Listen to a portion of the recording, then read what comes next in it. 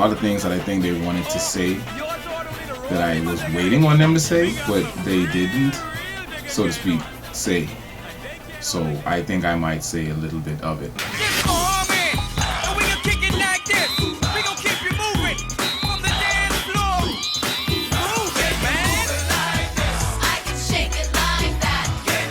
The talent is there now, they don't show the talent.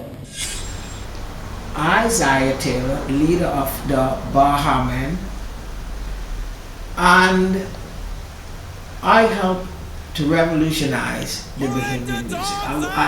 I was a part of it in a big way. Dylan McKenzie, otherwise known as D-Mac, and we're in the studio with him. We're going to talk a little bit about his experience in this industry here in the Bahamas and how it's grown over the past 20 years. Dylan, tell us a little bit about, what got you into the music and why you started. For me, music, basically, I started from in the home. Christian parents growing up in church, learning some keyboard chords from my brother.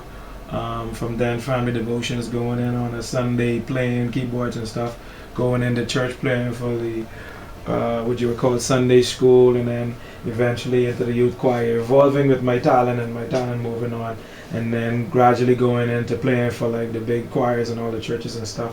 Yes, Bahama Don Dada, you don't know, that's the name. Mobile them crew, that's the team, you don't know. I'd go. Oh yeah, this overdose up. You see? Mobile them crew for sure.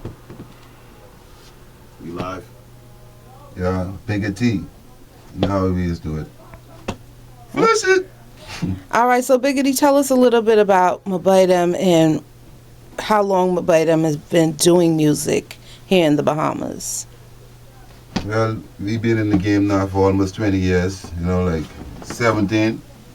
And basically, we are the originators of a Bahamian genre we call Mado music, which is basically Bahamian dialect over Bahamian rhythms and foreign rhythms.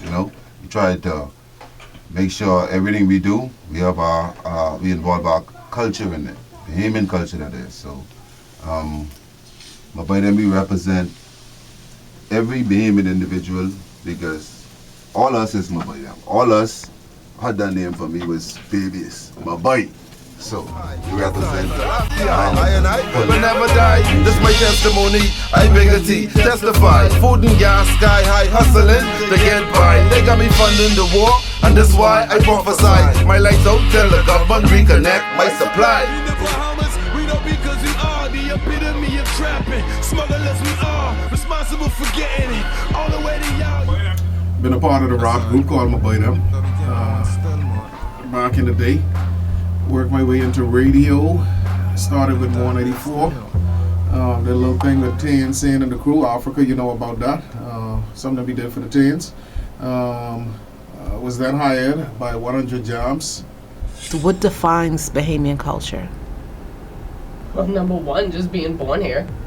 Our accent. That's Bahamian culture. People think Bahamian music has to be break and scrape, which I don't think it does. Once you're a Bahamian, it's Bahamian music, no matter what genre you're pursuing. My name is Oswald Bowe. I've been in the music business here in the Bahamas since 1988. I finished College of the Bahamas, and I ended up working at the world famous Compass Point Recording Studios.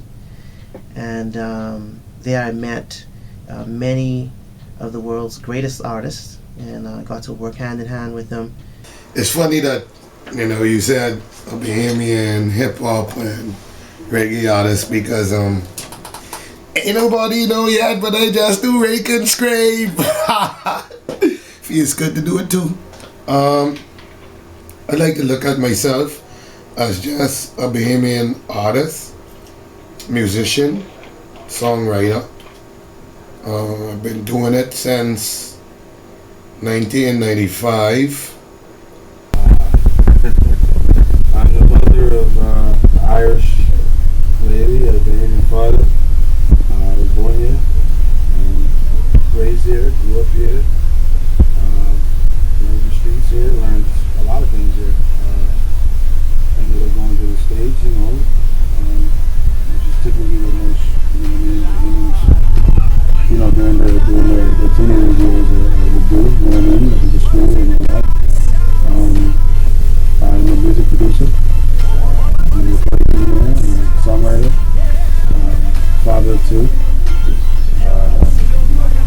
Just all around no BS type of guy, you know what I mean? Very headstrong, very passionate about my music. I started out dancing. Dancing, okay. Yeah, I entered the public domain as a dancer for Therese Hepburn, God rest her soul. And that's my humble beginnings. And then I joined Extra. I remember the conversation I had with her when she said, you probably won't be able to dance for me as often. I started recording Bahamians in my studio in Atlanta after moving around and following the trends of urban music from a 4-year stint in LA, a 2-year stint in New York, where I got my record deals. I went home for a while, and then I decided to build a studio, moved to Atlanta, and I built a studio down there. In fact, that's the third time I went to Atlanta, and we had a studio in Smyrna, recording people from all over. And I started recording the Bahamians, and one Bahamian, Samantha Love, introduced me to this music. I was sitting in the studio, and she pulls this cassette out, and it's playing this music, and I'm like, what's that? And she said, Junkanoo. I said, Junka what? She said, Junkanoo, and I said, well, what really? What? So I put it on the because she had on a small thing. I put it on the system. And that was it. I was enchanted.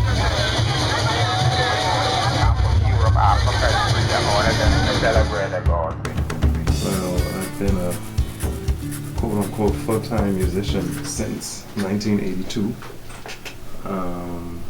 When I was a member of then High Voltage Band,